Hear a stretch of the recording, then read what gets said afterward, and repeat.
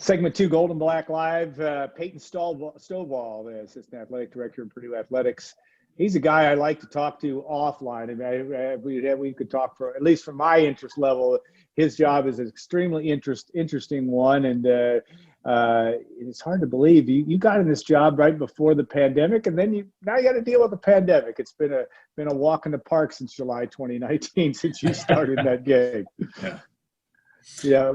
Tell us a little bit about how, obviously you have very close contact, and part of your job is to help prepare Purdue student athletes for what's next in the world, what's to be prepared from a interviewing standpoint, resume standpoint, number of other things. Been a challenge, I would think, here in the last year, just because of some of the uncertainty, a lot of the uncertainty that has been that not only we all have been dealing with, but student athletes as well. Yeah. Alan, first, thanks for allowing me to be part of the show. Always enjoy our conversations and where it ends up leading us to. So we'll start off here with student athlete development and just evolve from there, right? It's been an interesting year for sure. That's unknown for everybody across the nation.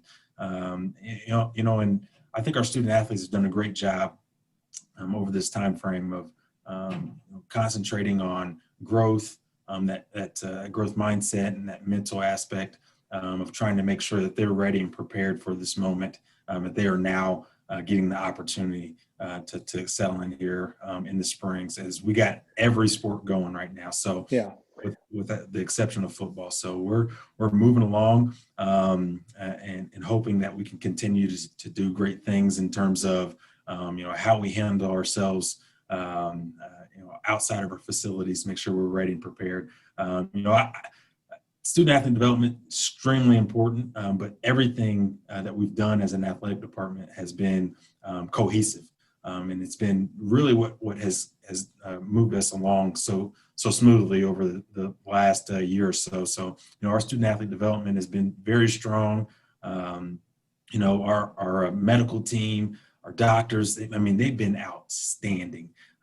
Athletic trainers, I can't say enough about every way that they've prepared our teams and coaches and staff so that we were in safe and healthy areas. So we've all been working together to make sure this thing, we can get through it together and be unified through the process. But our student athletes have really jumped in with both feet on how they're developing personally and professionally, and I'm just proud of our entire group.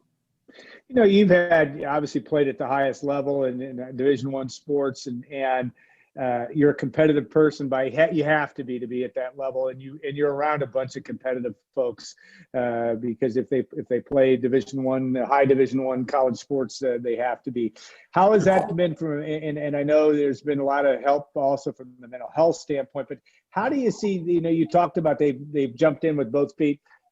Still, it's a pandemic, and it's been tough for a lot of folks. So you see that edge, keeping people's spirits. If you're an up-tempo guy, have you had to do a little cheerleading from that side, or how has that been from your perspective? Oh yeah, we're dealing with young adults, and they're still young in the game, and none of us have experienced any of this before. This is new for everybody. This is uncharted waters, right? So we're all dealing with this together. I think we've tried to do our best as a staff. And me personally, I'm their biggest cheerleader. I tell them, I'm out there, I'm on social media for you.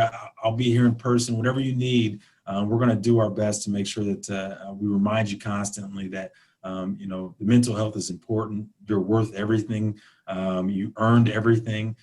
So let's get out here and do our best to make sure that we can accomplish those goals as a unit and then individually as well. So it's been fun to see the potential of where our student athletes in particular, feel like they can go through these tough times.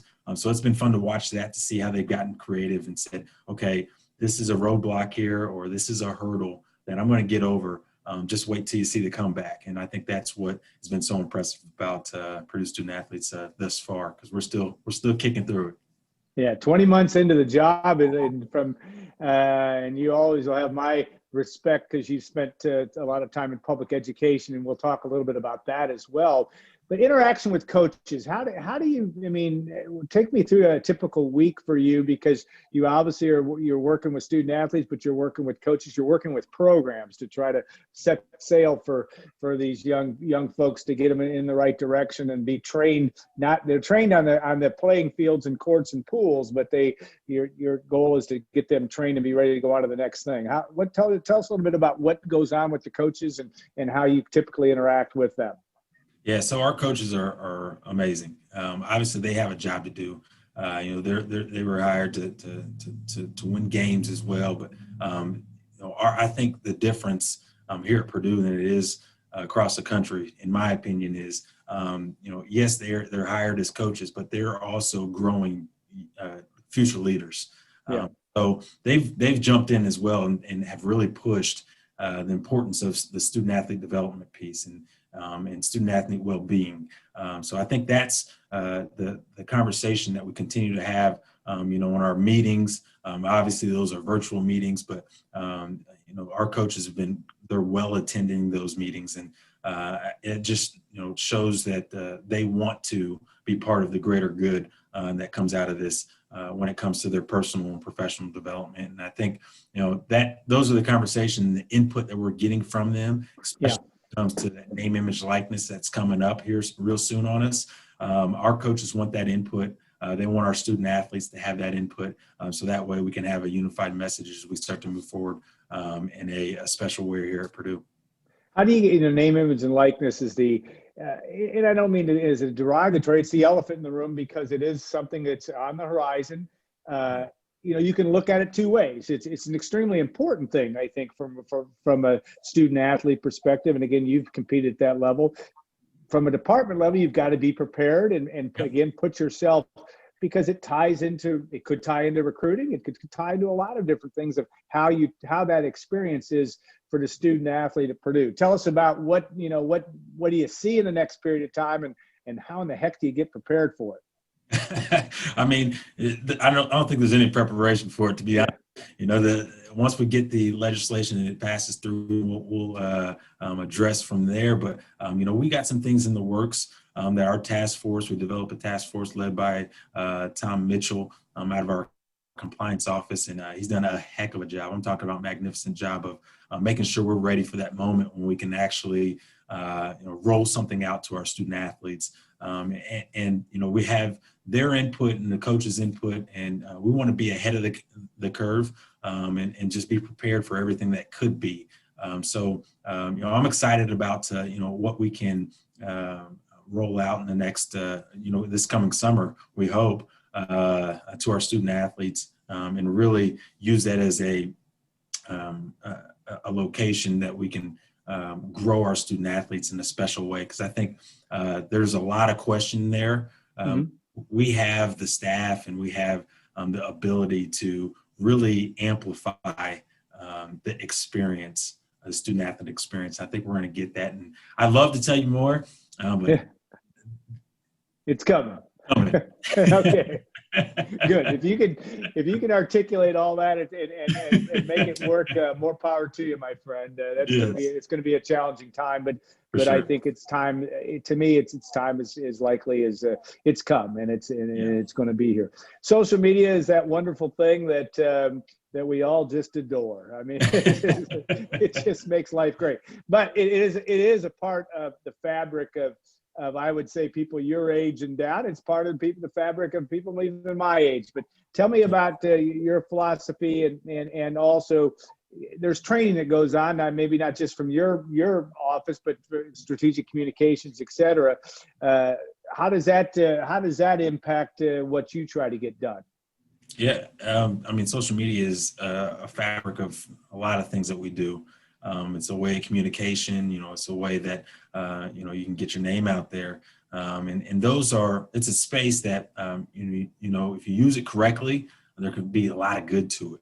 And that's what we're trying to teach our student athletes, the correct way to use it, and how to elevate your voice through your platforms that you have. And so we're using the social media aspect to our advantage. But we're also coaching and making them understand, the disadvantages of social media and how it can hurt you, and then it puts you in places, in positions where you got to answer questions. We're really trying to make that space. And I think, Cassidy Blackstock, she's our strategic communications, does an excellent job, and her team of really helping our student athletes navigate that space. So we're going to continue to get better every single year. And I think we're going to really find some ways to improve our social media aspects when it comes to availability for student athletes to grow and just amplify their voices even more.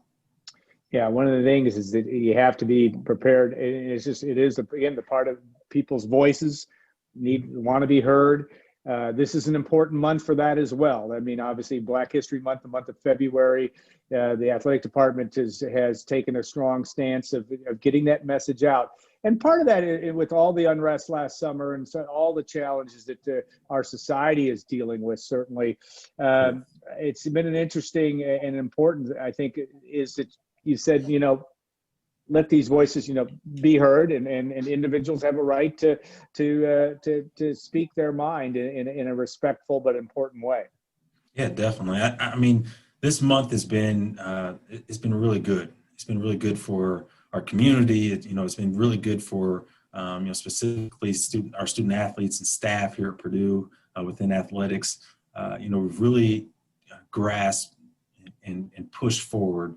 And said, okay, we want to make sure that those who have traditionally been underrepresented feel the love, and we're going to make sure that it's not just a one-time thing, that we're saying, hey, we're celebrating you. We're going to celebrate everybody, throughout the year. And I think that's what's important is some of those groups who have felt marginalized over the years we're amplifying their voices and making them heard, and then not only just listening, but we're also acting. And so I think our RAD Mike Bobinski's done a heck of a job in allowing us to lead in that space and really open up the doors for so many people, and then just continue to be active in this space, so that way our community can get better, athletics can get better, and our student athletes can too as well. Yeah, a lot about listening, a lot about conversation. It seems to be a fundamental thing that needs to be done on everyone's part. Definitely, without a doubt. Yeah, I think that's an important thing that we look at even in the month of February, and should be looking at 12 months a year. All right, the Boilermakers tonight, the men's team heads to they've headed to Happy Valley, and you like watching basketball. You should. Yeah, you were a heck of a player, and in your own right in your day. All right, this is a very interesting team, and Matt Painter's group will have a challenge tonight against the Penn State team that took Purdue to the limit in Mackey Arena earlier this year. And Penn State has shown some improvement. So is Matt Painter and his team. And what do you like about let's start with just the team from an overall standpoint. A lot of young guys that are really good, but this is a team that seems to be gathering momentum. Oh my goodness, Alan, where do I start here? Yeah. What do I like? Gosh, man, what do I not like is a better question. I could probably go from there. But what I love about this team, one is obviously Matt Painter and his staff, unbelievable. One of the youngest teams in all of college basketball, doing what they're doing right now. And for them, for our student athletes, those guys out there playing, they're like, don't doubt us. We never doubted ourselves. We thought we could do this all along. And that's the confidence that he's pushed into those young individuals. And, we took a tough loss a couple weeks ago. And, I was like, man, these guys really bounced back. And I was wondering, I said, how did they bounce back that easily, this young group? You just don't see them folding super quick because you could, because you're young. And then literally I walk downstairs in the Mackey, walk past, and I see I see Grady Eifert and I see PJ Thompson talking to guys and coaching them up, and that leadership there is just moving. It's for Matt Painter, he's pushing those guys. It's not just a 4-year deal, and that's what I saw when I saw PJ and Grady talking to him. Yeah, it's not a 4-year deal. He's there. He's making an impact on these kids for a lifetime. And I think that's what really excites me about this group. Now that being said, man, we can shoot it. Can we? We can score the basketball. We play great defense. We're young, but we're tenacious when it comes to getting after it defensively. And we keep improving. We'll have a hiccup here or there, but ultimately you can see guys are accepting the ability to be coached, and I think that's huge.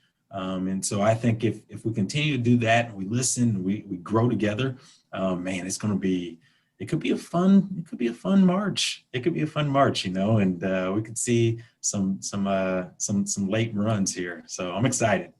Yeah, you got guards. There's such a mix and match of talent in the backcourt, and you'll be the first to admit that it all stems from the backcourt, doesn't it? I mean, that's basketball, right? So, but it does. And the NCAA tournament, not biased. Yeah, I know that NCAA tournament comes certainly in that right, and you watch the Jaden Ivies mature, the Brandon Newmans, those kind of guys produce really well suited. Isaiah Thompson, you've got guys that have all come in and made impacts at one particular point in this season, and that's the thing about the NCAA tournament, you never know. So yeah, well suited in your opinion in the backcourt to make a run, I assume. Oh, absolutely. I mean, I look at Jaden Ivey and I say there's not a guy in, this is my humble opinion, but there's not a country that can stay in front of him. Yeah. So he can get to the basket just about any time he wants to. And when you can get to the basket and make those plays, miss or make, that's where opportunity for the big fellas to come in with the finishes. Or there's that corner kick. Now we got shooters. We got Sasha. We got Brandon. I mean, we got, Thompson. I mean, everybody's shooting that. And then with Hunter, I mean, I love his leadership. He's really good. And his 15-foot game is ridiculous. Yeah. I mean, he doesn't miss right there on the elbow. It's always going in. It's guaranteed. So I'm excited about the mix. And then you got Mason Gillis, where he's a workhorse, does everything right, and he's going to be defensively in the right spot, the right time. And if he has to take a charge, he's going to put his body on the line. So I think across the board, we're tough, and then you talk about the front line with Zach and Travion. I mean, they do a heck of a job. I think they get the raw end of the deal sometimes. My personal opinion. Yeah. We're getting fouled. They're getting fouled all the time, but I think we're positioning ourselves to do a nice little run here in March if we can continue to grow. And our last question: are you getting to play at all noontime basketball? Do you get to mix it up to keep your competitive juices flowing, or how does that work for you? I'm living through these guys right now because out, so I'm living vicariously through these. That's guys. Right. Noon ball during COVID is probably not happening. Is it? Not a good idea. Yeah. But that'll be something you can look forward to. Hopefully sooner than later. Yes. But I think you'd be on an all-time all-star team when it comes to that. Though I know the Ed Howitts of the world still, he's in the senior league, but he can still play. So that's right. Yeah. Well, we appreciate your time. Always enjoy this, and we try to make sure we get you on at least every year, if not every semester, because there's always things to talk about, and we appreciate your willingness to come on and share your experiences, of which you are having many these days. So that's yes, absolutely. I appreciate it, Alan, and let's boil her up. Let's get a W tonight. Yeah, it's going to be an interesting game tonight. Purdue, Penn State will be a fun game to watch. Okay, we'll stay put because we will come back for segment 3. Greg Goff will join us. We'll talk a little Purdue baseball. As Peyton had said, a lot of teams it's a flurry of activity over there. It's unbelievable how many teams. When you have volleyball playing now and soccer playing in the spring, it's incredible. So we'll look forward to talking to Greg Goff as well. And we'll be back in a couple minutes on Gold and Black Live.